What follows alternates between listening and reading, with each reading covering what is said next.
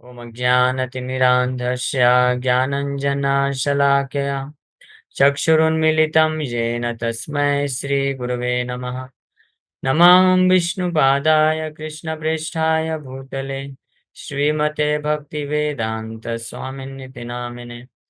नमस्ते सारस्वतीदेवे गौरवाणी प्रचारिणे निर्विशेष शून्यवादी पाश्चात्यदेशतारिणे।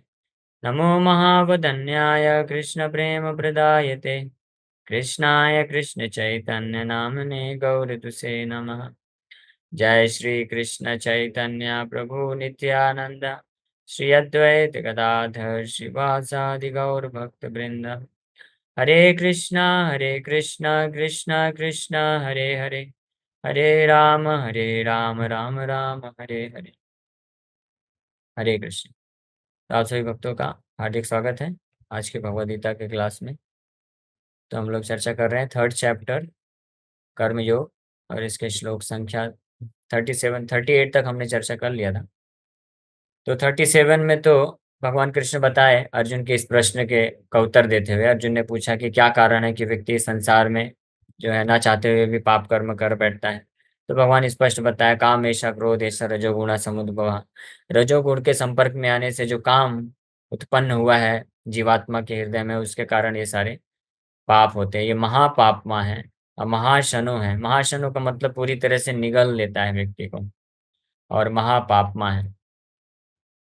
तो और इसकी उत्पत्ति कैसे हुई ये भी हमने चर्चा किया कि वास्तव में ये काम जो है जीवात्माओं के हृदय में उत्पन्न हुआ है, ये कोई अलग चीज नहीं, अलग वस्तु नहीं है, बाहर से आके उत्पन्न नहीं हुई है। ये कृष्ण के प्रति ही शुद्ध प्रेम है, वही परिवर्तित हो चुका है भौतिक रजोगुण के संपर्क में आने से। तो ये उत्पत्ति के बारे में भगवान बताए। उसके बाद फिर हमने चर्चा किया 38 नंबर श्लोक में कि ये जो काम की प्रवृत्ति है, काम वासना भोग करने की प्रवृत्ति है, ये अलग अलग स्तर पे है। अलग अलग प्रकार के जीवात्माओं को अलग अलग प्रकार से ग्रसित किया हुआ है ना। तो इसमें 3 उदाहरण भगवान दिए कि जैसे फायर कवर्ड विथ स्मोक, अग्नि को धुआं कवर करके रखता है। और दूसरा उदाहरण दिए जैसे मिरर आईने को जो मल है, धूल है, वो कवर करके रखता है। और तीसरा उदाहरण दिए कि जैसे गर्भ में शिशु शिशु को गर्भ कवर करके आवरण करके रखता है, उसी प्रकार से ये काम रूपी जो शत्रु है, ये भिन्न भिन्न प्रकार के अलग अलग प्रकार के जीवात्मा को अलग अलग प्रकार से कवर करके रखा हुआ है। तो सबसे ज्यादा तो तात्पर्य में प्रभुपाद जी वर्णन कर रहे हैं इसको और एक्सप्लेन किए कि सबसे ज्यादा जो काम वासना से प्रभावित जीवात्माएं हैं वो कौन है? पेड़ पौधे हैं। पेड़ पौधे जो हैं उनको उदाहरण दिया गया है कि जैसे गर्भ जो है शिशु को आवृत करके रखता है, उसी प्रकार से काम की प्रवृत्ति पेड़ पौधों को सबसे ज्यादा कवर करके रखा है। तो इससे भी ये पता चलता है कि ये काम वासना का बस केवल वो अर्थ नहीं है जो साधारण संसार में लोग सोचते हैं। वो एक बहुत ही वेग अंडरस्टैंडिंग है, बहुत ही धुंधला वो है अंडरस्टैंडिंग। काम वासना का अर्थ होता है कि जो हमारी वास्तविक चेतना है भगवान के प्रति, जो प्रेम है, स्वाभाविक जो प्रेम है भगवान के प्रति, उसको बदल दिया, उसको ढक दिया है। जैसे उदाहरण दे रहे हैं भगवान कि धुआं धुआं जो अग्नि को ढक देता है। तो अग्नि जो है, अग्नि का तेज और ऊष्मा जो है धुएं में जब ढक जाने के कारण वो प्रदर्शित नहीं हो पाता है। तो इसी प्रकार से काम रूपी धुएं, और धुआं क्या है? धुआं कहीं बाहर से कोई एलिमेंट नहीं आया है, धुआं अग्नि से ही बनता है। तो इसी प्रकार से काम ये प्रेम से ही, प्रेम प्रेम का ही ट्रांसफॉर्मेशन है जो प्रेम को ढक देता है और भगवान के प्रति जो शुद्ध स्वाभाविक आकर्षण है उसमें बाधा उत्पन्न करता है। तो जो पेड़ पौधे वृक्ष हैं, प्रजातियां हैं, तो इसमें सबसे ज्यादा काम वासना का आवरण है, जिसका अर्थ यह है कि उनके अंदर जो चेतना है, हाँ, स्पिरिचुअल चेतना, स्पिरिचुअल कॉन्शियसनेस है, आध्यात्मिक चेतना पूरी तरह से ढकी हुई है। फिर उनसे ऊपर जो है ढकी हुई है पशु पक्षी भी जो होते हैं, उनका कंपैरिजन किया गया है। और तीसरा जो मनुष्य है, मनुष्य में जो ये काम रूपी आवरण है, ये जस्ट एक धुएं की तरह है, जिसको अगर थोड़ा सा हवा मारेंगे ना तो धुआं हट सकता है। ये उदाहरण से पता चलता है। इसलिए जो मनुष्य समाज है वो भले ही भगवान को न जानने के कारण, भगवान से विमुख होने के कारण बारंबार इस संसार में केवल भोग वृत्ति के लिए कार्य करता है। हाँ, ये भोग वृत्ति भी मैं समझा देता हूँ क्योंकि अनफॉर्चुनेटली, दुर्भाग्यवश, इस संसार में कुछ शब्द हैं जो कि बहुत ही मिसअंडरस्टूड किए जाते हैं। भोग वृत्ति, काम वासना। वासना का मतलब क्या होता है? वासना का मतलब कि भौतिक इच्छाओं की पूर्ति करने, भौतिक इच्छा को वासना बोलते हैं। यानी कृष्ण को प्रसन्न करने के अलावा जो भी इच्छा है संसार में, उसको वासना बोला जाता है। और काम का मतलब भी वही है। तो इसी प्रकार से भोग वृत्ति का मतलब जो है, ऐसा नहीं है कि जो बहुत, जो हमेशा, जिसका जो हमेशा कुछ कुछ खाने के लिए तत्पर रहता है, वही बस भोग वृत्ति, वो भी एक भोग वृत्ति है। हाँ, हमारी जितनी भी इंद्रियां हैं, उसके द्वारा हम जो भी जो इंद्रियों को तृप्ति करना चाहते हैं, वो भोग वृत्ति में आता है। और न केवल इन ये ग्रॉस सेंसेस, इसके ऊपर मन है, तो मन के भी संतुष्टि के लिए जो भी कार्य करते हैं, वो भी भोग वृत्ति में आता है, और बुद्धि के स्तर पे भी आता है। और यहाँ तक कि फाइनली फिर हमारे आचार्य बताते हैं कि मुक्ति की वांछा और सिद्धि प्राप्त करने की इच्छा, वो भी भोग वृत्ति में आता है। जैसे मायावादी सन्यासी होते हैं, तो वो तो बाहरी रूप से तो पूरी तरह से विरक्त दिखते हैं, वो तो पूरी तरह से छोड़ देते हैं। कोई स्त्री का संग नहीं करते, कोई अच्छा अच्छा खाते नहीं, अच्छा कपड़ा भी नहीं पहनते, अच्छे जगह भी नहीं रहते हैं, हिमालय में जाकर तपस्या करते हैं। वो तो पूरी तरह से विरक्त दिखते हैं, लेकिन फिर भी वो भी कौन है? भोगी हैं, या वो भी लस्टी बोले गए हैं, कामी बोला गया है। कृष्णदास कविराज गोस्वामी बोलते हैं, क्यों? क्योंकि उनके अंदर भी मुक्ति प्राप्त करने की इच्छा है। मुक्ति प्राप्त करने की इच्छा भी क्या है? स्वतंत्र है, भगवान से स्वतंत्र रूप में अपने आप को, जो है अपने आप को सुख प्रदान करने की इच्छा को भोग बोला गया है। तो ये टर्म्स बहुत क्लियर रहना चाहिए, अन्यथा फिर मिसअंडरस्टैंडिंग आ जाएगा, फिर दिक्कत हो जाएगा। तो यहाँ तक 38 नंबर श्लोक तक भगवान इस प्रकार से बताया कि ये काम वासना किस प्रकार से आवृत करके रखा है अलग अलग स्तर के जीवात्माओं को। मनुष्य में धुआं जैसे अग्नि को कवर करके रखता है, उससे तुलना किया गया है। फिर मनुष्य में भी अलग अलग कैटेगरी है। कोई ऐसे कैटेगरी के मनुष्य हैं जिनमें धुआं इतना ज्यादा मात्रा में है कि अग्नि दिख ही नहीं रहा है। और फिर कुछ ऐसे कैटेगरी के, जैसे ब्राह्मण होते हैं, ब्राह्मण स्वभाव के हैं, जो साधना भक्ति कर रहे हैं, तो उनमें धुआं बाहरी रूप से है, अग्नि भी दिख रहा है, लेकिन धुआं भी है, अभी अभी भी पूरी तरह से मुक्त नहीं हुआ है। तो इस प्रकार के जो ब्राह्मण या वैष्णव, जो वैष्णव नहीं, वैष्णव तो शुद्ध वैष्णव हो गए, या वैष्णव बनने का जो प्रयास कर रहे हैं, जैसे हम लोग, हम साधना कर रहे हैं, साधक हैं, तो हमारे हृदय में कभी भगवत चेतना भी है, कृष्ण के प्रति हम भक्ति भी विकसित करना चाहते हैं, कृष्ण को मानते भी, नाम जप भी करते हैं। लेकिन जैसे जैसे अपॉर्चुनिटी आती है, तो हम जो है संसार के भोग वृत्ति के प्रति भी आकर्षित हो जाते हैं। तो इस प्रकार से ये, लेकिन ये जो स्थिति है इस प्रकार के कैटेगरी के, तो ये बहुत ही कम मात्रा में आवृत किया हुआ है ये भोग करने की वृत्ति। इसको अगर प्रॉपर जो इंस्ट्रक्शंस हैं, भगवान के उपदेश हैं, उसका कोई अगर श्रवण करता है अच्छे से और पालन करने का प्रयास करता है, तो वो इसको आसानी से ओवरकम कर सकता है। और ये हम देखते हैं कि भक्ति मार्ग में जैसे जैसे जो सीरियसली आगे बढ़ता है, तो धीरे धीरे समस्त प्रकार की काम वासनाओं से मुक्त होता चला जाता है। अब भगवान आज के श्लोक में वर्णन करने वाले हैं, 39 नंबर श्लोक, कि कैसे ये जो काम रूपी शत्रु है, ये किस प्रकार से जीवात्मा को प्रभावित करता है, क्या क्या उसकी दशा कर देता है। तो इस श्लोक में भगवान बोल रहे हैं, आवृतम ज्ञानमेतेन ज्ञानिनो नित्य वैरिणा काम रूपेण कौन्तेय दुष्पुरेण अनलेन च। Thus, the wise living entity's pure consciousness becomes covered by his eternal enemy in the form of lust, which is never satisfied and which burns like fire. तो ये प्रभाव बताया गया है कि कैसे ये काम रूपी शत्रु, काम रूपेण कौन्तेय नित्य वैरिणा। पिछले श्लोक में भी अगर आपको याद होगा, तो भगवान बोले हैं, जब पहला श्लोक बोले, काम ऐसा क्रोध ऐसा विधिहीनम या वैरिणम, ये शत्रु है। काम हमारा क्या है? शत्रु है। काम मतलब भगवान कृष्ण के अलावा कुछ भोग करने की जो प्रवृत्ति है, उसको काम बोला जाता है। तो वो क्या है? वो हमारा शत्रु है। और ये जो कैसा शत्रु है? हाँ, ज्ञानी नो नित्य वैरिणा। इसके दो दो चीज बोली गई, नित्य वैरिणा मतलब ये नित्य रूप से शत्रु शत्रु है, इसका कोई विनाश नहीं कर सकता, नष्ट नहीं कर सकता। ये नित्य का मतलब यही होता है।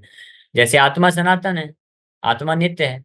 हाँ, नित्योयम अवध्योयम, हाँ, नित्य, सनातन, और अवध्यो, अवध्यो मतलब इसका वध नहीं किया जा सकता। उसी प्रकार से ये काम रूपी जो शत्रु है, इसको कोई मार नहीं सकता है, किसी भी प्रकार का बम बिलो विस्फोट करके या किसी भी हथियार से मारा नहीं जा सकता है।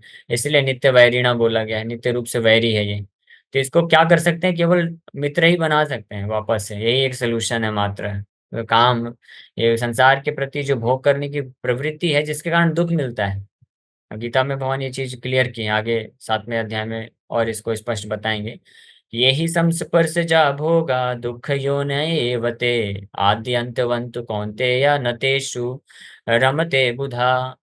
न तेषु रमते बुधा, बुधा मतलब जो बुद्धिमान व्यक्ति होते हैं, भक्त लोग बुद्धिमान होते हैं, तो बुद्धिमान व्यक्ति कभी भी उसमें रमण नहीं करते हैं, उसमें आनंद प्राप्त करने की कोशिश नहीं करते। किसमें? इंद्र तृप्ति में। क्योंकि यही संस्पर्श जब होगा, इंद्रियों को इंद्रियों के विषय वस्तु के संपर्क में आने को बोलते हैं भोग करना। हाँ, लेकिन ये जैसे ही ये भोग होता है तो वो क्या प्रदान करता है? दुख योनयेवते, वो that becomes the source of miseries, दुख का स्रोत बन जाता है, कई प्रकार के दुख को प्रकट करता है। इसलिए ये नित्य वैरी है, इसलिए इसको, इससे छुटकारा पाना अनिवार्य है। हाँ, लेकिन इसको मार नहीं सकते हैं क्योंकि बहुत पावरफुल है। तो फिर क्या करना चाहिए? संधि करना चाहिए इसको। इससे मित्रता कैसे करना है, इसको मित्र कैसे बनाना है? इससे मित्रता नहीं कर सकते, ये भी ध्यान रखना चाहिए। हम इसको, इससे हम मित्रता दोस्ती नहीं कर सकते। इसको कैसे मित्र बना लें, यानी इसमें कुछ परिवर्तन करके, एडजस्टमेंट करके मित्र बनाना है। तो नित्य वैरिणा। और किसका कोई सोचेगा कि ठीक है, जो मूर्ख लोग हैं, जिनके पास ज्ञान नहीं है, जो जानते नहीं है, उनका नित्य वैरी होगा। नहीं नहीं नहीं, भगवान बोल रहे हैं ज्ञानिनो नित्य वैरिणा, ज्ञानियों का भी नित्य वैरी होता है। क्यों? क्योंकि पहले लाइन में आप भगवान बोल दिया ऑलरेडी, आवृतम ज्ञानम एतेना। एतेना मतलब बाय दिस शत्रु, बाय दिस एनिमी, इस शत्रु के द्वारा, ये काम रूपेण, काम रूपी शत्रु के द्वारा क्या कर दिया जाता है? जैसे ही ये काम रूपी शत्रु अटैक करता है तो सबसे पहले आवरित, आवरण डाल देता है। किसका? पिछले श्लोक में भगवान बताया ना कि आवरेण, तथा तेनेदम आवृतम, उसी प्रकार से काम रूपी शत्रु भी क्या करता है? आवृत कर देता है। अब इस श्लोक में भगवान बता रहे हैं क्या आवरण करता है? ज्ञानम, ज्ञानम आवृतम ज्ञानम एतेन, ज्ञान को आवृत कर देता है। किसके ज्ञान को? बुद्धि के ज्ञान को नहीं। किसके ज्ञान को आवृत कर देता है? जो जीवात्मा है, जीवात्मा के ज्ञान को आवृत कर देता है। जीवात्मा का ज्ञान का मतलब क्या है? यहाँ पे प्रभुपाद जी इसे शब्दार्थ में लिखे प्योर कॉन्शियसनेस। प्योर कॉन्शियसनेस, जो शुद्ध चेतना है जीवात्मा की, उसको दिव्य ज्ञान बोला जाता है। ये अगले अध्याय में जब हम प्रवेश करेंगे तो इस दिव्य ज्ञान के बारे में, दिव्य ज्ञान इसलिए उसका नाम भी है। तो वो दिव्य ज्ञान क्या है, उसके क्या लक्षण है, उसकी क्या ऑथेंटिसिटी है, और उसके क्या, उसको वापस से पुनर्जागृत करने के क्या अच्छे परिणाम होते हैं, ये सब चर्चा अगले अध्याय में होने वाली है। तो यहाँ पे भगवान जस्ट ये बता रहे हैं कि आवृतम ज्ञानम एतेन, किस प्रकार के शुद्ध चेतना को आवृत कर देता है, कवर कर देता है। ये शुद्ध चेतना क्या है? कृष्ण के प्रति हमारा जो प्रेम है वही है ज्ञानम, वही है प्योर कॉन्शियसनेस। तो उसको आवृत कर देता है। तो इसीलिए जब आत्मा को ही, आत्मा के ही शुद्ध चेतना को, ज्ञान को ही आवृत कर दिया है, तो इसलिए अब जब बुद्धि के स्तर पे, बुद्धि तो भौतिक तत्व है, ये मन बुद्धि क्या है? भौतिक तत्व है ना। तो इसलिए बुद्धि के स्तर पे कोई ज्ञानी बनता है, ज्ञानी नो नित्य वैरिणा बोला गया इसलिए, ऑफ द नोवर। इसलिए बुद्धि के स्तर पे, जो कि आत्मा का कोई लेना देना नहीं है उस बुद्धि से, उस स्तर पे जाकर के कोई ज्ञानी भी बन जाता है, तब भी इस नित्य शत्रु से बच नहीं पाता है। वैसे समझ लीजिए, जैसे कि मान लीजिए आपका, हमारे ये शरीर है, तो इस शरीर में कुछ एक्सटर्नल इम्प्योरिटी है, बाहर का कोई गंदगी है, तो हम स्नान करके साबुन लगा के उसको साफ कर सकते हैं।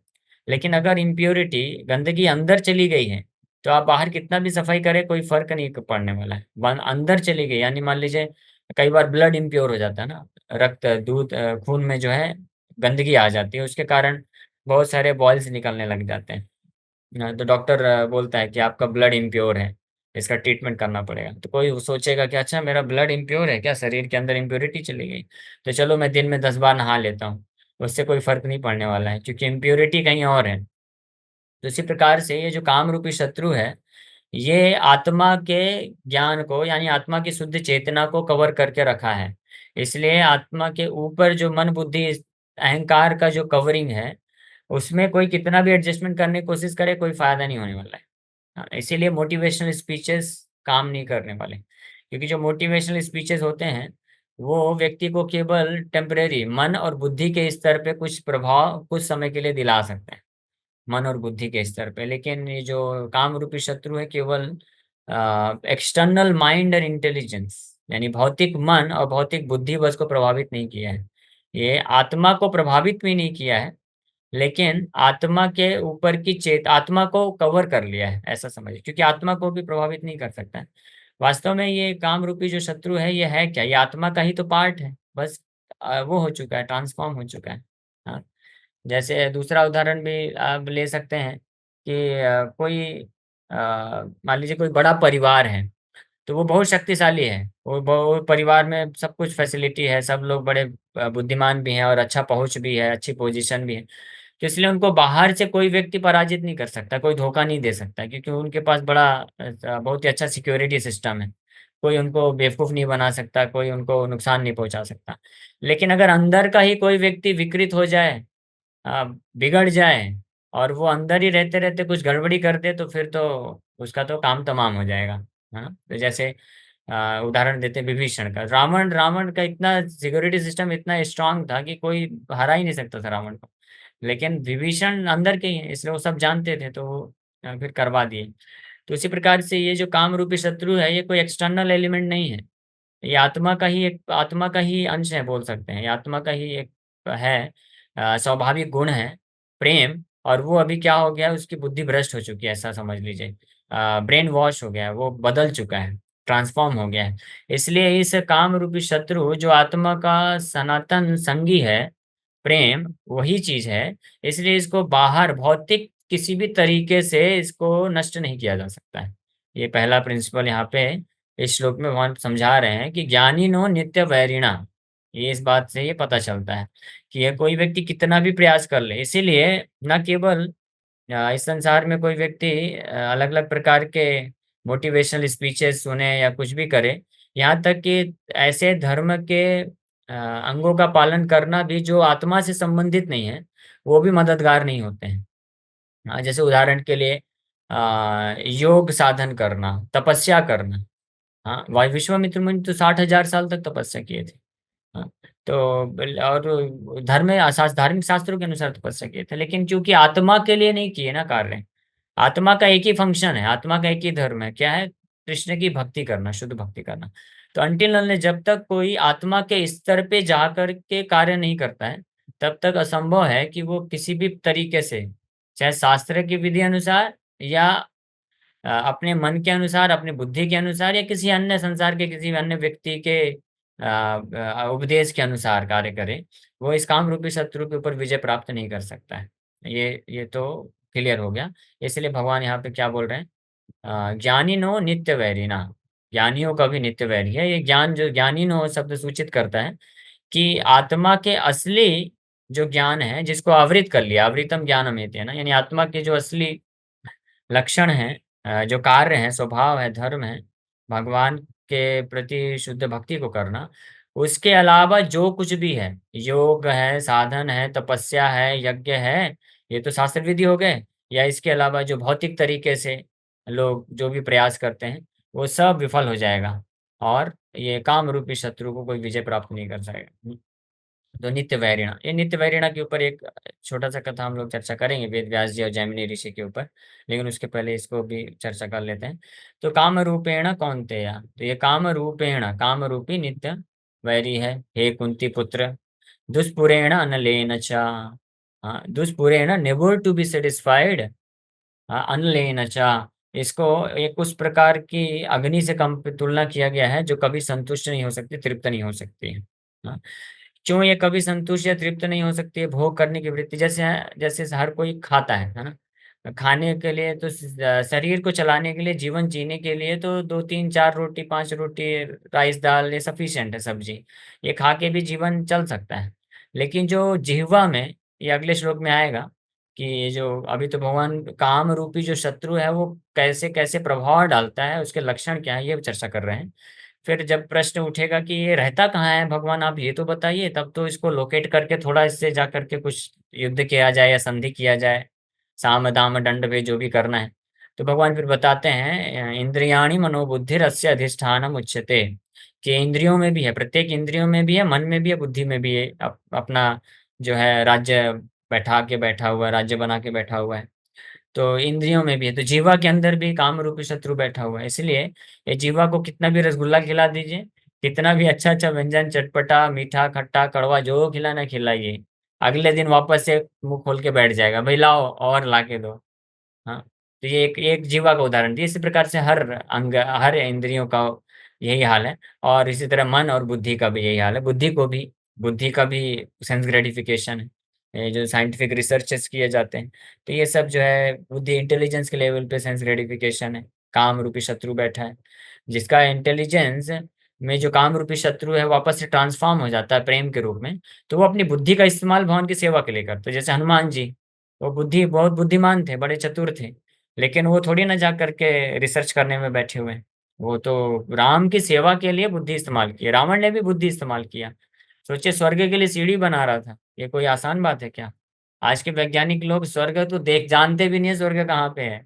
सीढ़ी बनाना तो दूर की बात है, एरोप्लेन भी बना के नहीं भेज सकते हैं। रावण इतना बुद्धिमान था कि स्वर्ग के लिए सीढ़ी बना रहा था, लेकिन वो काम ही बुद्धि थी।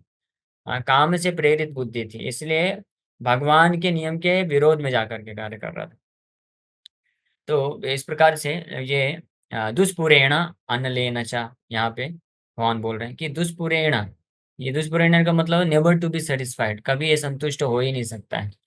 क्यों संतुष्ट नहीं हो सकता है? क्योंकि ये इसकी ये है आध्यात्मिक रूप से प्रकट हुआ है, कभी संतुष्ट हो ही नहीं सकता है। प्रेम है कृष्ण के प्रति, जो असीमित मात्रा में जो प्रेम है ना, वो ही आकर के काम रूपी शत्रु बन चुका है। तो कैसे भौतिक चीजों से कैसे संतुष्ट हो जाएगा? इम्पॉसिबल है। हाँ, जो आध्यात्मिक दिव्य प्रेम है कृष्ण के प्रति, तो वो कृष्ण का खूब सेवा करते हैं, प्रेम करते हैं, तब भी वो प्रेम कभी खत्म नहीं होता है। वो तो और आनंदम बुद्धि वर्धनम, और बढ़ता ही चला जाता है, बढ़ता ही चला जाता है। जो भक्त होता है कृष्ण को जितना सेवा करता है, जितना प्रेममय सेवा करता है, उतना उसके हृदय में और इच्छा होती है कि मैं और करूं और करूं और करूं। हाँ, नाम जप करते हैं जो शुद्ध स्तर के भक्त हैं, जिनके हृदय में, मन में, इंद्रियों में कोई काम रूपी शत्रु नहीं है। वो काम जो है पूरी तरह से प्रेम के रूप में स्थित है, उनकी इंद्रियों में, मन में, बुद्धि में। तो वो भक्त लोग इच्छा करते हैं कि हम भगवान का और ज्यादा ज्यादा नाम सुने, जैसे जिह्वा से नाम लेते हैं। जैसे जिनके जिह्वा में काम रूपी शत्रु का वास है, तो उस जिह्वा से जो है बहुत सारे अलग अलग व्यंजन को टेस्ट करना चाहते हैं। और बहुत जो है जिह्वा का इस्तेमाल करके अनाप शनाप, जो है जिसको बकवास बोलते हैं साधारण भाषा में, प्रजल्प करने की जो तत्परता रहती है, प्रजल्पा, भौतिक चर्चाएं करने के लिए तत्पर रहता है।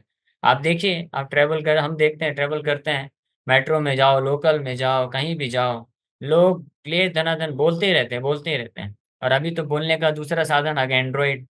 हाँ, तो एंड्रॉइड में भी जो लोग लगे रहते हैं, ये भी क्या है, जिह्वा का ही जो है अनकंट्रोल टंग मैनिफेस्ट होता है एंड्रॉइड फोन के रूप में, जिसमें वो WhatsApp, Facebook, YouTube, Twitter, Instagram, ये सब के माध्यम से प्रजल्पा करते हैं। तो इस प्रकार से ये जो काम रूपी शत्रु जब जिह्वा में रहता है, तो इस प्रकार से भौतिक जगत के लिए वो बहुत कुछ प्रेरित करता है करने के लिए लगातार, बिना कोई संतुष्टि नहीं देता है। लेकिन वही जो शुद्ध भक्त होते हैं, उनके जिह्वा में प्रेम रूपी मित्र रहता है, कृष्ण के प्रति प्रेम। तो वो भगवान का सतत गुणगान करना चाहते हैं। उनके हृदय में इच्छा होती है कि मैं भगवान के बारे में जस्ट बोलता जाऊं, गुणगान करता जाऊं, भगवान के नाम का जस्ट नाम लेता जाऊं। हाँ, रूप गोस्वामी इसलिए एक प्रार्थना की है, टुंडे टुंडावली लब्धते। हाँ, कि करोड़ों करोड़ों मेरे पास जिह्वा हूँ, ये एक जिह्वा से मैं क्या कृष्ण का नाम उच्चारण कर पाऊंगा। कि मेरे पास करोड़ों, काश मेरे पास करोड़ों जीवा होते हैं और करोड़ों करोड़ों कान होते हैं। इतना ज्यादा प्रेम है। जैसे भौतिकवादी व्यक्ति इच्छा करता है कि क्या मेरे पास एक ही जीव है, और जीव होती हैं, और ज्यादा मेरे पास कैपेसिटी होता तो मैं और भोग कर पाता। वैसे भक्त जो प्रेम से प्रभावित है, तो उसके लक्षण क्या होते हैं कि वो और तत्परता दिखाता है कि और भगवान का नाम जप करना, और भगवान का सेवा करना, और भगवान के बारे में सुनना है। जो भौतिकवादी व्यक्ति होते हैं, उनके कर्ण में काम रूपी शत्रु बैठा हुआ है, तो वो और ज्यादा म्यूजिक सुनना चाहते हैं, और ज्यादा मूवी सुनना चाहते हैं, और ज्यादा भौतिक प्रजल्पा सुनना चाहते हैं, या कान को भौतिक रूप से जो इंद्र तृप्ति प्रदान करता है उसको सुनना चाहते हैं। लेकिन भक्त जो है भगवान की कथा को सुनना चाहते हैं, क्योंकि प्रेम रूपी मित्र बैठा हुआ है। तो है वही सेम चीज, वही एक ही वस्तु है प्रेम, जो काम के रूप में है भौतिक अवस्था, बद्धावस्था में, और शुद्ध अवस्था में वो प्रेम के रूप में होता है। तो इसीलिए हम ये मेजरमेंट भी कर सकते हैं, ये मापदंड भी है कि कितनी मात्रा में हम इस काम रूपी शत्रु से मुक्त हो रहे हैं, और ये काम रूपी शत्रु अभी प्रेम रूपी मित्र के रूप में बदल रहा है। और ये एक ट्रांजिशन पीरियड है, ये अचानक से एक एक का एक नहीं होता है, ये धीरे धीरे होता है। हाँ, 5%, 10%, 20%, 60%, 90%, 100%। और इसमें कई कई जन्म भी लगते हैं। ऐसा भी नहीं कि एक ही जन्म में जो किसी के इंद्रियों में, मन में, बुद्धि में, आत्मा में जो काम रूपी शत्रु है, पूरी एक ही जन्म में पूरा प्रेम में परिवर्तित हो जाएगा। हाँ, ये कई कई जन्मों का हिसाब किताब है। हम सब लोग भी आज जो आके हरे कृष्ण महामंत्र जप कर रहे हैं, भगवान से जुड़े हुए हैं, भक्ति कर रहे हैं, यानी हमने पिछले कई जन्मों में ऑलरेडी ये कार्य कर चुका है। और ऑलरेडी कई मात्रा, कुछ कई हद तक जो है काम रूपी शत्रु प्रेम में बदल चुका है। लेकिन अभी भी कुछ कुछ जो है काम रूपी शत्रु बैठा हुआ है। तो ये साधन भक्ति करने से वो वापस से उसको रीट्रांसफॉर्म कर सकते हैं, वापस से प्रेम में परिवर्तित हो जाएगा। और जैसे ही 100% ये काम रूपी शत्रु प्रेम में परिवर्तित हो गया, उसी समय वो जीवात्मा क्वालिफाइड हो जाता है। He becomes qualified to go back to home, back to God. भगवान के धाम जाने के लिए पूर्ण रूप से योग्य हो जाता है, क्योंकि अब केवल कृष्ण के लिए उसके हृदय में मात्र शुद्ध प्रेम है। हाँ, तो इसलिए दुष्पुरेण अनलेन, अच्छा भगवान इस श्लोक में जो बोल रहे हैं, दुष्पुरेण मतलब it can never be satisfied. हाँ, ये प्रैक्टिकल एक्सपीरियंस है हर किसी का। हम देखते भी हैं समाज में कि कोई व्यक्ति कितना भी अपनी काम वासनाओं को पूर्ति करने का प्रयास करता है, चाहे जीवा के माध्यम से, कर्ण के माध्यम से, आंख के माध्यम से, इंद्रियों के माध्यम से, मन के, बुद्धि के, किसी भी स्तर पे जा करके कितना भी प्रयास करता है इसको ओवरकम करने का या संतुष्ट करने का, वो कभी संतुष्ट नहीं कर पाता है। इसके दो कारण हैं।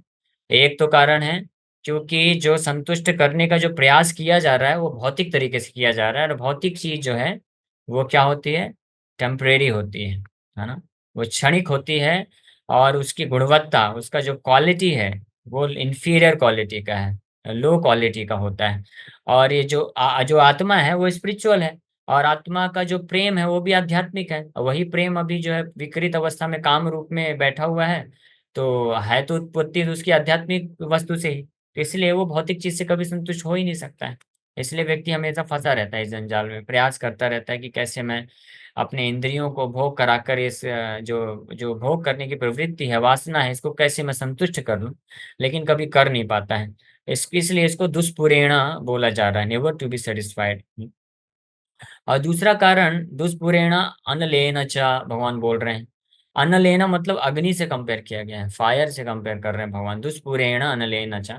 ये दुष्पुरेण अनलेन का अर्थ जो दोनों शब्दों के एक साथ लेकर अगर करें, तो ये उस अग्नि की तरह है जो जो है भभकती हुई जो आग होती है, भभकना समझते हैं ना आप, कि कोई अग्नि है, वो जल रही है, और जब अग्नि बढ़ती है तो वो भभकती है और बढ़ती है। हाँ, जब उसमें आप ईंधन डालते हैं, आग जल रही है कहीं पे, उसमें आप फ्यूल डालिए, पेट्रोल डालिए, डीजल डालिए, और ऐसे पदार्थ कपूर डाल दीजिए, तो वो और अग्नि तीव्रता से बढ़ती है, जब जलती है। तो उसी प्रकार से ये जो काम रूपी शत्रु है, तो एक तरफ तो ये जो है असीमित होने के कारण ये कभी संतुष्ट नहीं हो सकता है। और न केवल इतना ही नहीं, ये बल्कि और बढ़ता जाता है, बढ़ता जाता है। जैसे आध्यात्मिक जगत में जो कृष्ण को प्रेम करते हैं शुद्ध भक्त, तो उनके हृदय में कृष्ण के प्रति प्रेम जो है बढ़ता जाता है, बढ़ता जाता है। हर एक आध्यात्मिक वस्तु का ये स्वभाव है, आनंदाम बुद्धि वर्धनम, कि वो हमेशा बढ़ता रहता है, ऑलरेडी असीमित है, सागर की तरह है, और वो बढ़ता जाता है। जैसे कृष्ण है, तो कृष्ण की सुंदरता हर क्षण बढ़ती जाती है, कृष्ण के दिव्य गुण हर क्षण बढ़ते जाते हैं, उनके जो दिव्य क्रियाकलाप हैं, कार्य हैं, वो हर क्षण बढ़ते जाते हैं। यही कारण है कि अनंत शेष भी भगवान कृष्ण के गुणों का वर्णन अनंत काल से करते आ रहे हैं, हजारों मुखों से, वो कभी शेष तक पहुंच नहीं पा रहे हैं। हाँ, वो खत्म नहीं कर पा रहे, क्यों? जैसे ही वो भगवान के गुणों का, लीलाओं का, रूप का, नाम का वर्णन करके सोचते हैं कि चलो अभी तक ये मैंने कंप्लीट कर दिया, तो उतने समय में कृष्ण के वो जो नाम रूप गुण लीला है वो और कई गुना बढ़ जाते हैं।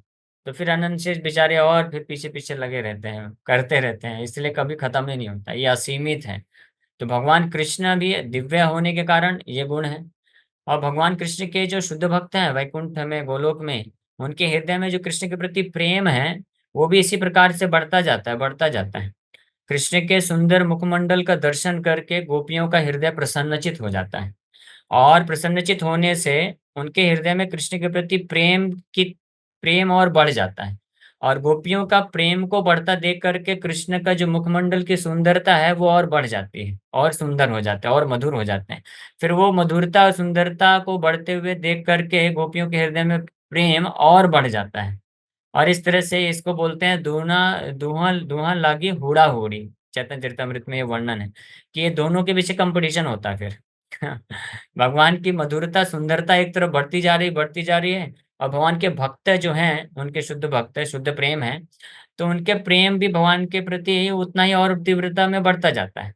और फिर उनको देख करके भगवान की सुंदरता और बढ़ती है, फिर इधर और बढ़ता है, तो इसलिए कभी खत्म नहीं होता है। इसको बोलते हैं दुष्पूरेण अनलेन चा। ये सकारात्मक तरीके, ये वास्तविक तरीके में है। लेकिन यही जो प्रेम है, जब विकृत हो जाता है और काम रूपी शत्रु के रूप में हो जाता है, तो वो भी इसी प्रकार से वो बढ़ता जाता है, कभी सेटिस्फाइड नहीं हो पाता, संतुष्ट नहीं हो पाता है। और व्यक्ति जो जीवात्मा जो है इस संसार में और जो है फंसा रहता है अपनी भोग वासनाओं को पूरा करने में। लेकिन तब केवल और केवल तभी ये काम वासना का एंड आएगा, जब व्यक्ति इसको जो है इसको यू टर्न कर लेता है। हाँ, यू टर्न मतलब इसको वापस से परिवर्तित कर देता है, कृष्ण की ओर लगा देता है। तब जो है वास्तव में वो इस दुष्पूरेण अनलेन, तो जो स्वभाव है, जो गुण है, वो नष्ट नहीं होगा। दुष्पूरेण अनलेना चाहिए रहने वाला है। और नित्य नित्य वैरिणा भी रहने, वैरिणा की जगह नित्य मित्र बन जाएगा। यहाँ पे तो काम रूपी शत्रु की बात हो रही है, इसलिए ये नित्य वैरिणा है। लेकिन ये नित्य ही रहने वाला है। लेकिन यू टर्न कराएंगे, कृष्ण की तरफ मोड़ देंगे, कृष्ण के प्रति जब ये शुद्ध प्रेम हो जाएगा, तो नित्य वैरी की जगह नित्य मित्र हो जाएगा ये। और दुष्पूरेण अन्य लेना चाहिए रहेगा, बढ़ता जाएगा। और जितनी मात्रा में नित्य वैरी है, ये आगे मेरे ख्याल से भगवान बताएंगे कि विमोहयति, मोहित कर देता है, और उसके कारण संसार में जो जीवात्मा है वो दुख भोगता रहता है। तो उतनी ही उसी तरह से हम पॉजिटिव तरीके से अगर देखें कि अगर कोई यू टर्न करा लिया और काम रूपी शत्रु को कृष्ण के प्रति प्रेम रूपी मित्र में बदल दिया, तो वो उतनी ही मात्रा में उसको भगवान कृष्ण के सेवा में लगा के आनंद प्रदान कर, उतनी ही मात्रा में आनंदाम बुद्धि वर्धनम कर देगा। यानी उतनी मात्रा में वो भक्त जो है आनंद को अनुभव करता रहेगा और आगे बढ़ता रहेगा। जिस प्रकार से भगवान इस श्लोक में ये इफेक्ट बताए, परिणाम बता रहे हैं कि आवृतम ज्ञानम एतेना, ये ज्ञान को ढक देता है। और ज्ञानिनो नित्य वैरिणा, ज्ञानियों का भी नित्य वैरी है, शत्रु है। काम रूपेण कौन्तेय दुष्पुरेण न लेन चा, ये दुष्पुरेण कभी सेटिस्फाइड न होने वाला, ये और हमेशा बढ़ने वाला, ये इस प्रकार का शत्रु है। इसीलिए जही शत्रु, आखिरी श्लोक में बोलेंगे, जही शत्रु, इसके ऊपर विजय प्राप्त करो अर्जुन, अपनी वास्तविक स्थिति को जानते हुए। वो हम लोग आने वाले सेशन में विस्तार से चर्चा करेंगे कि इसको कैसे परिवर्तित करना है। यानी हम फॉर्मूला तो जानते हैं, प्रिंसिपल तो जान गए हैं कि ये काम रूपी शत्रु को वापस से रीट्रांसफॉर्म करना है, उसको वापस से सही अवस्था में प्रेम के रूप में लाना है। अब वो कैसे लाना है, ये भी भगवान लास्ट आखिरी के 2 श्लोक में वर्णन करेंगे, तो उसको डिटेल में हम लोग चर्चा करेंगे। इसमें एक छोटा सा चीज है, वो कथा को सुना के फिर हम लोग विराम करेंगे, क्वेश्चन आंसर ले लेंगे। और तात्पर्य भी है, उसको भी थोड़ा पढ़ लेंगे। तो एक या पहले ये नित्य ज्ञानिनो नित्य वैरिण, इसमें संशय आया था जैमिनी ऋषि को। वेद व्यास जी के शिष्य हैं, महान शिष्य, बहुत ज्ञानी हैं। तो उन्होंने बोला कि गुरु जी, आपने ये जो श्लोक लिखा है नित्य वैरिणा, वेद व्यास जी ने ही तो लिखा है महाभारत, हालांकि उनका नहीं, उन्होंने तो कृष्ण जो बोले हैं वो लिख दिए हैं। तो बोले कि कृष्ण ने ऐसा, आपने ऐसा लिखा कि कृष्ण इस तरह से बोले हैं, ज्ञानिनो नित्य वैरिणा। तो ये नित्य ज्ञानियों का भी नित्य वैरी कैसे हो सकता है?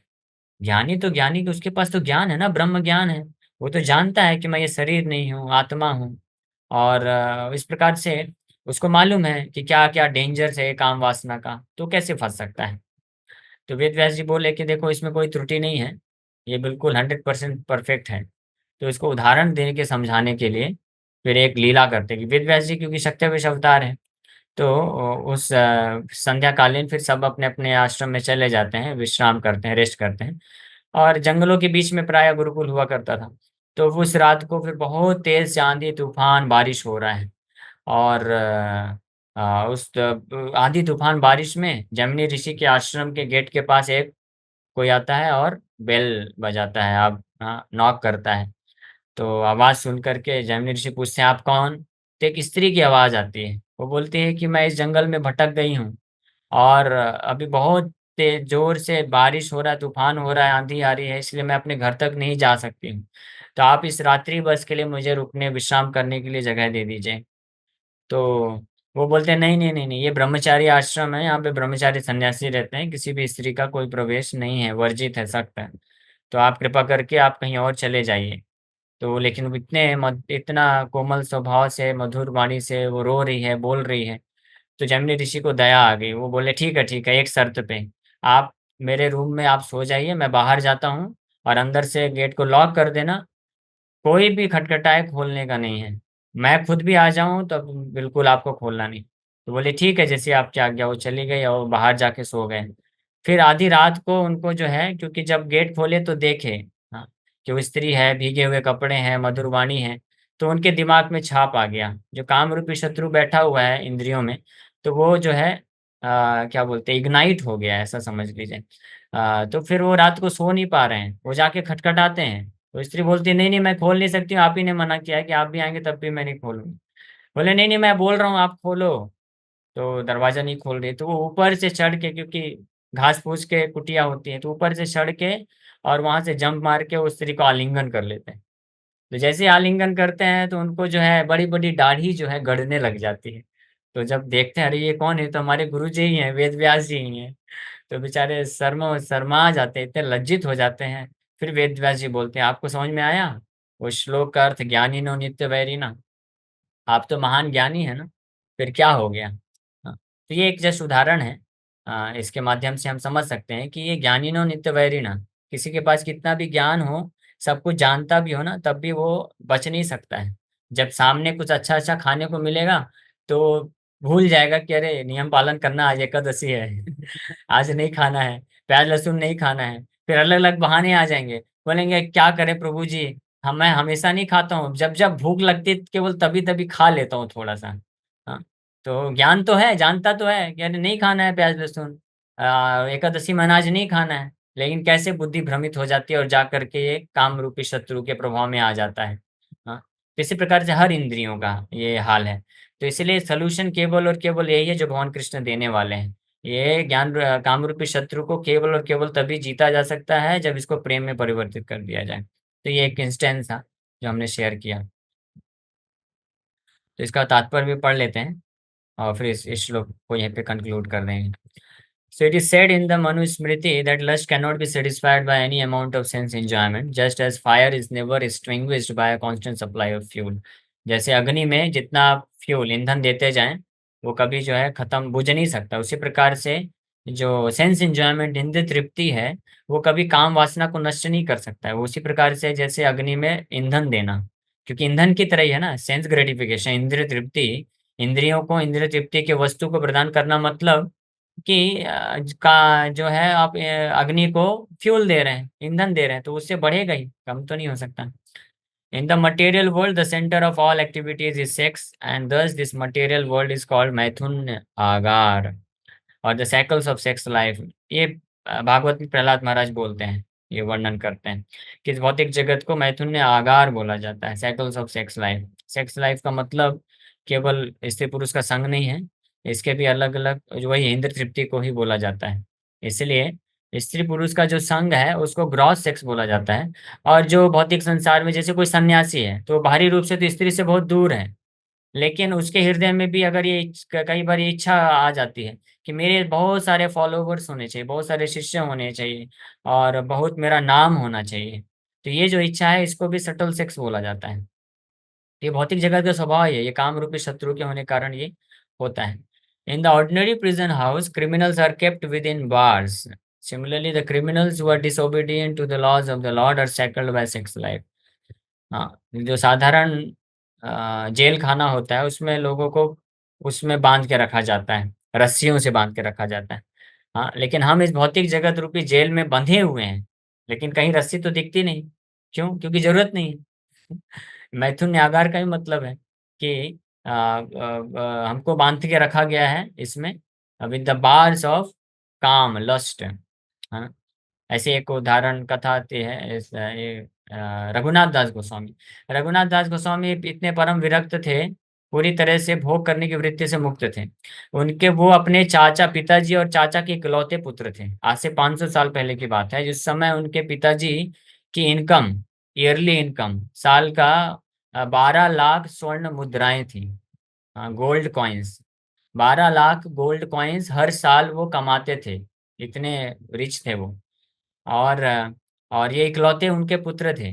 लेकिन जब चैतन्य महाप्रभु से भेंट हुई, चैतन्य महाप्रभु से प्रभावित होकर के रघुनाथ दास गोस्वामी सब कुछ छोड़ के जाना चाहते थे, और कई बार प्रयास किए, लेकिन उनके माँ बाप जो है बार बार पकड़ लेते थे उनको, बंद कर देते थे। तो ऐसे एक बार उनके जो माता जी हैं, हाँ उनकी माता जी यानी उनके पिताजी की, हिरण्य मजूमदार, तो उनकी पत्नी बोलती हैं, देखो हमारा बेटा रघुनाथ ये बहुत ही ज्यादा चैतन्य महाप्रभु से प्रभावित है, बार बार ये भाग रहा है।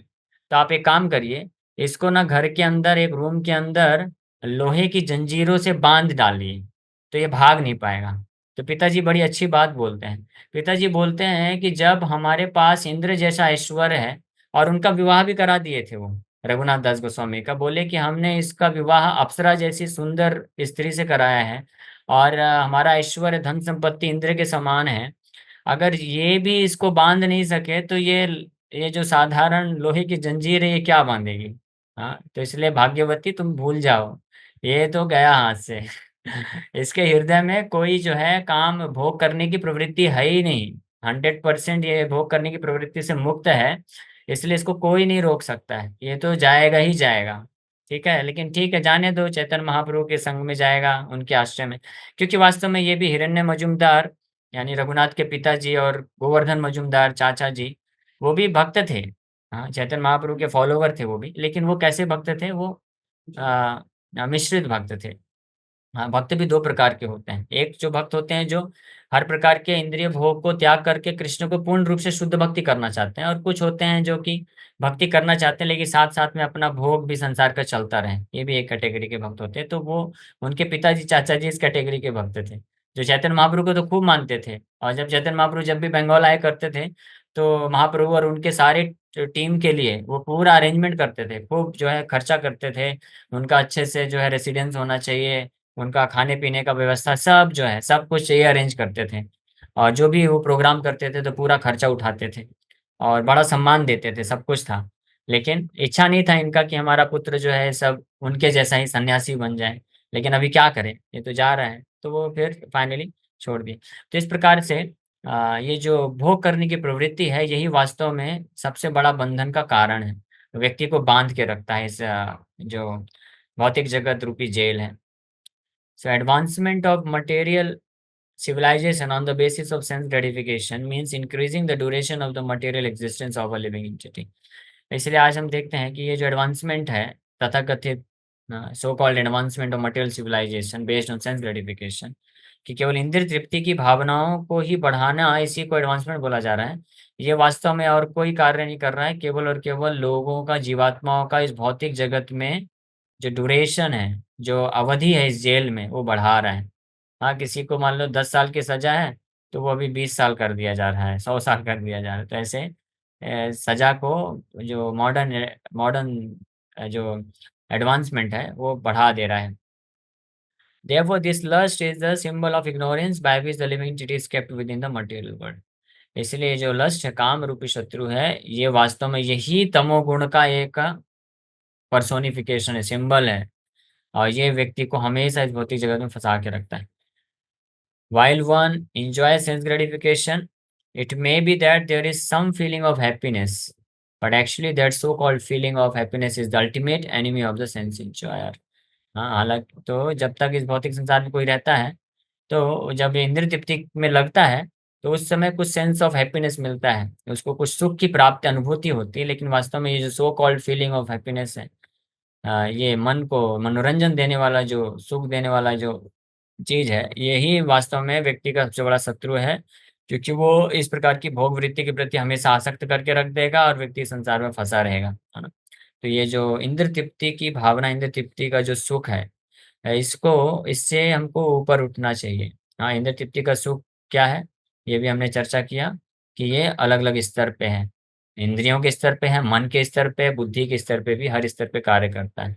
हाँ, जैसे कल शाम को, रात्रि को, कई लोग मन के स्तर के इंद्र तृप्ति में इतने डूब गए, इतने डूब गए कि वो लोग भूल ही गए कि माला भी जप करना होता है ना। कल शाम को मालूम है ना, हम लोग एक प्रोग्राम में गए थे, वहां पे कोई भक्त आया ही नहीं प्रोग्राम में, कुछ दो चार भक्त लोग ही आए, पता चला क्यों, अरे प्रभु जी वर्ल्ड कप का फाइनल चल रहा है। तो देखिए, तो वर्ल्ड कप के फाइनल के लिए भगवान की कथा को छोड़ दिए, भगवान को त्याग करने को तैयार हो जाते हैं व्यक्ति।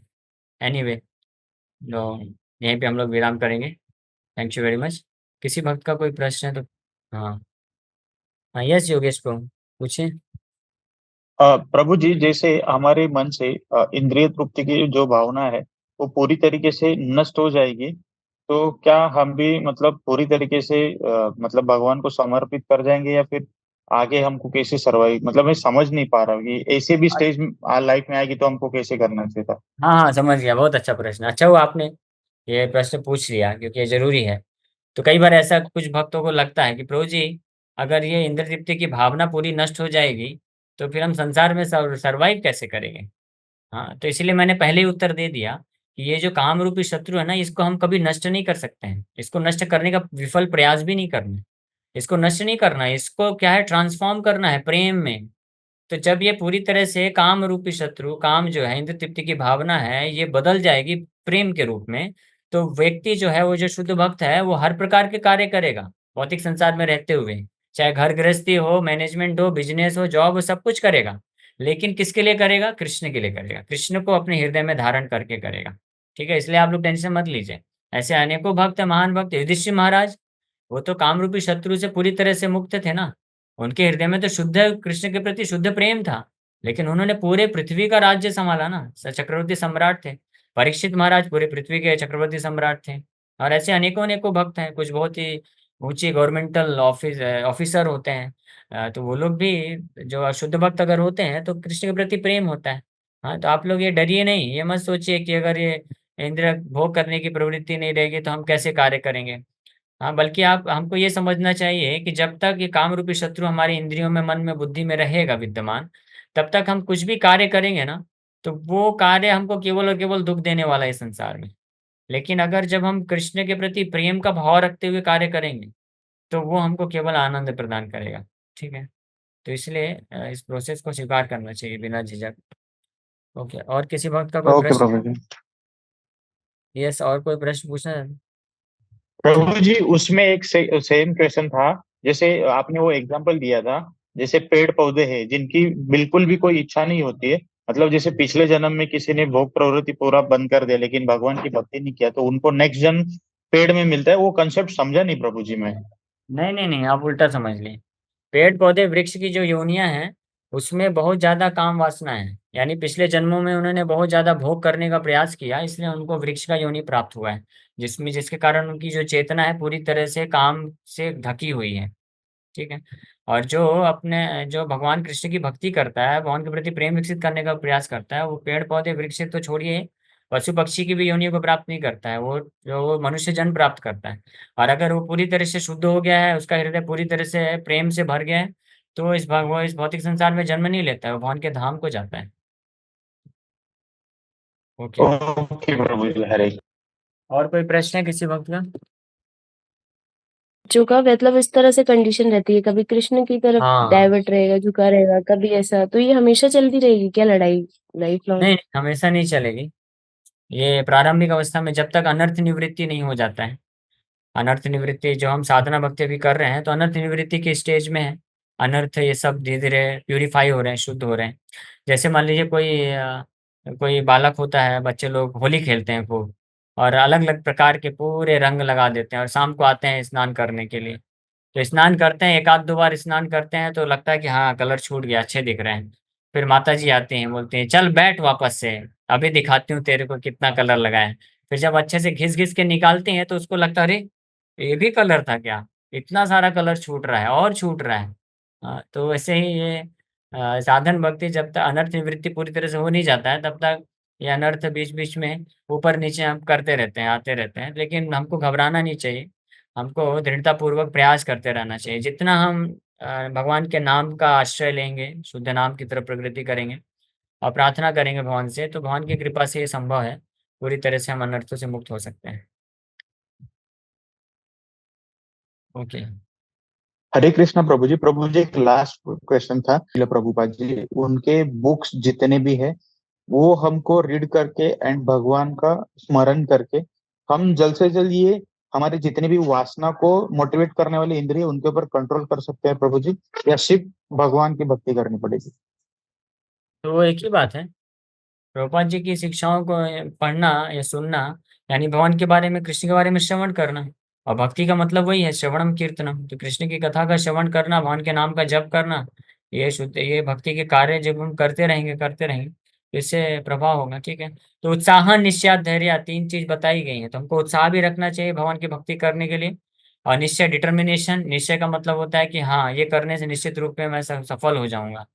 और धैर्य, धैर्य मतलब धैर्य भी रखना चाहिए कि ये नहीं कि 1 साल हो गया, 5 साल हो गया, 10 साल हो गया, अभी तक फिर भी मैं पूरी तरह से शुद्ध क्यों नहीं हो पा रहा हूँ। हमको समय देना चाहिए। वास्तव में अगर हम देखें तो इन अनर्थों को हमने कई करोड़ों करोड़ों जन्मों से एकत्रित करके रखा हुआ है। तो कम से कम एक जीवन तो, एक लाइफ तो देना चाहिए भगवान की साधना भक्ति को, जो है पूरे धैर्य के साथ करते करते, कि हम इससे मुक्त हो सकें। ठीक है। ओके। ओके प्रभु जी, हरे कृष्ण। ठीक है, तो यहीं पे विराम करेंगे, अभी समय हो गया है।